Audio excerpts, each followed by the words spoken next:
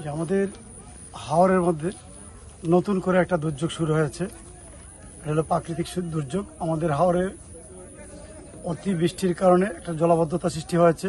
আমার জামালগঞ্জ, ধর্মবাসা, মধ্যনগর, তাহিরপুরে প্রত্যেকটা হাওরের মধ্যে এই জলাবদ্ধতা সৃষ্টি হয়েছে। বিভিন্ন হাওরে অনেকগুলি পাম্প লাগানো হচ্ছে, অনেকগুলি সেলো মেশিন লাগানো হচ্ছে, শত শত লাগানো হচ্ছে। এটা আমরা নিজ করেছে, এলাকার জনগণ তার নিজ দায়িত্বে করছে।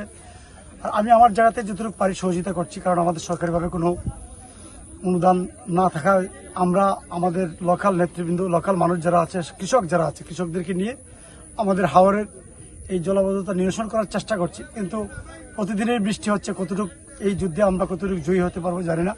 আমরা আমাদের মতো করে চেষ্টা করে যাচ্ছি। আমি এখন প্রত্যেকটা হাওরে হাওরে যাওয়ার চেষ্টা করছি, জানি না কতটুকু যেতে পারবো আর কতটুকু আমাদের এই সহযোগিতা হবে। আমি দোয়া করি, আমরা সবার কাছে দোয়া চাই, সবাই সহযোগিতা চাই।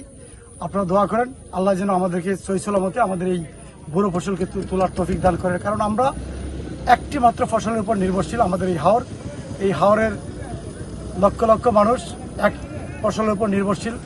আমরা এই হাওরটাই আমাদের রুটি রুজির একমাত্র সম্ভব। তো ওই কারণে আপনাদের সবার কাছে দোয়া চাই।